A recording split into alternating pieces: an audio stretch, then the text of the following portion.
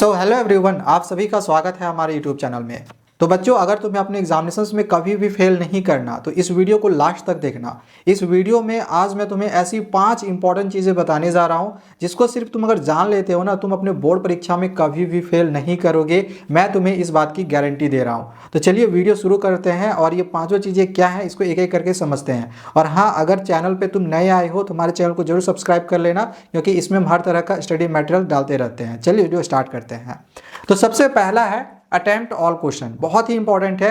तुम्हारे परीक्षा में जितने भी क्वेश्चंस आएंगे सभी क्वेश्चंस को अटेम्प्ट जरूर करना, क्योंकि जो क्वेश्चन तुम छोड़ोगे उसमें तुम्हें नंबर ऐसे भी नहीं मिलने वाला है। तो क्यों नहीं हम उस क्वेश्चन को अटेम्प्ट कर ले, चाहे तुम गलत ही क्यों नहीं लिखो, लेकिन कम से कम उस क्वेश्चन को जरूर बताना, क्योंकि अटेम्प्ट करने मात्र से ही परीक्षा में कम से कम 1 नंबर तो हमें उस नंबर में उस क्वेश्चन में मिल ही जाते हैं। तो अटेम्प्ट जरूर करना, एक भी क्वेश्चन छोड़ना मत। बहुत इंपॉर्टेंट है ये, ठीक है, ध्यान रखना, क्वेश्चन छोड़ना नहीं है।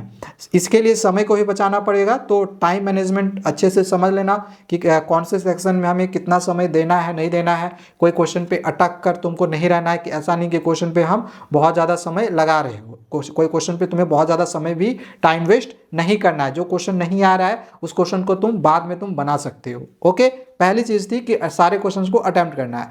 दूसरा है कि स्टेप वाइज मार्किंग मिलता है।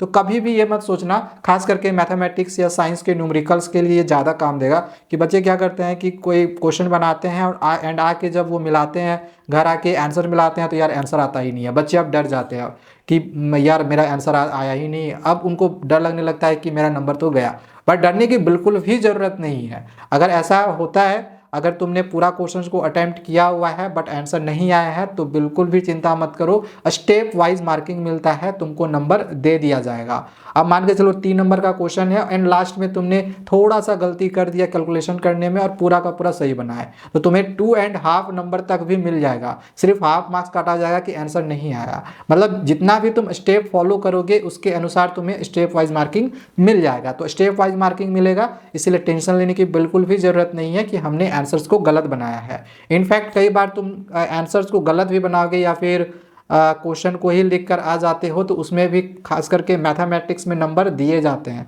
तो फॉर्मूला को जरूर अच्छे से याद करके जाना। हालांकि मैथमेटिक्स जब आएगी तो उसके लिए हम अलग से एक वीडियो तुम्हें बना के देंगे।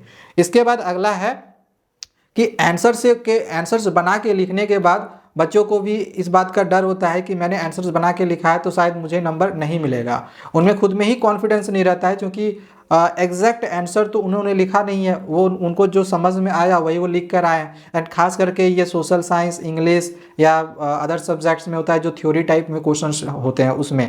तो लॉन्ग आंसर या शॉर्ट आंसर टाइप में अगर तुम्हें ऐसा लग रहा है कि मैंने आंसर्स को बना के लिखा हुआ है, मुझे नंबर मिलेगा या नहीं मिलेगा, तो इसमें भी तुम्हें डरने की बिल्कुल भी ज़रूरत नहीं है। तुम्हें उसमें फुल मार्क्स मिलेगा। लेकिन फुल मार्क्स लाने के लिए भी एक मैं तुम्हें बहुत ही अच्छा उपाय बता रहा हूँ कि जितने भी तुम्हारे लॉन्ग क्वेश्चन आंसर्स होंगे, कोशिश करना कि उसको पॉइंट वाइज लिखो। और अगर पॉइंट वाइज नहीं भी लिखते हो ना तो भी कोई बात नहीं है, लेकिन जो इंपॉर्टेंट वर्ड्स होंगे उसको अंडरलाइन जरूर कर देना। और ओनली ब्लू पेन का ही यूज़ करना, ब्लैक पेन का तुम्हें बिल्कुल भी यूज़ नहीं करना है। ठीक है, तो ये बात अच्छे से तुम समझ लो। नेक्स्ट अगला जो है वो है कि अपने एग्जामिनेशंस के दौरान अटेंडेंस बनता है, तो अटेंडेंस जरूर बना लेना। कई बार ऐसा होता है कि बच्चों का जो अटेंडेंस होता है वो आंसर्स लिखने में उतना ज़्यादा ये बिजी हो जाते हैं कि वो अटेंडेंस बनाना तक भूल जाते हैं। तो नज़र दौड़ाते रहना कि जो तुम्हारा अटेंडेंस सीट है वो कहाँ तक पहुँचा है एंड तुम तक कब तक आएगा। आगे पीछे जब आएगा तो उसमें अपना ध्यान रखना एंड अपना जो अटेंडेंस होगा वो सही से बना लेना। ठीक है, अटेंडेंस के लिए सीट तुम्हारा जो है रोटेट होते जाएगा।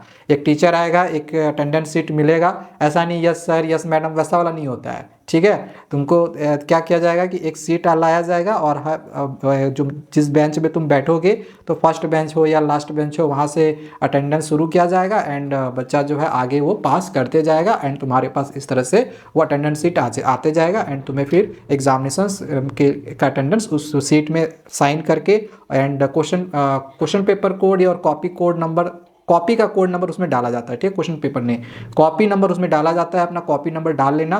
और हाँ, कॉपी नंबर हो सके तो तुम भी अपने हाथ में या कहीं पर नोट डाउन कर लेना, क्योंकि आगे वो तुम्हारा काम दे सकता है। कैसे, मैं किसी अदर वीडियो में बताऊंगा, फिलहाल अभी मैं नहीं बताऊंगा। ठीक है, एंड 5वां है use only blue pen and answer sheet को सही से भरना। कई बार ऐसा देखने को मिलता है कि बच्चे ब्लैक पेन का भी यूज़ करते हैं, तो ऊपर भी मैंने जिक्र किया कि ब्लैक पेन का यूज़ बिल्कुल भी तुम्हें नहीं करनी है, ओनली ब्लू पेन का यूज़ करना है। एंड बार बार मैं तुम्हें ये जरूर कहता हूँ कि आंसर शीट को सही से ज़रूर भरना, क्योंकि आंसर शीट को गलत तुम भरते हो तो फिर इससे क्या होगा कि तुम्हारा जो रिजल्ट है वो पेंडिंग में जाएगा, फिर इसके लिए बहुत सारे प्रोसेसेस वगैरह करना पड़ेगा, तब जाके तुम्हारा रिजल्ट जो है वो सुधरेगा।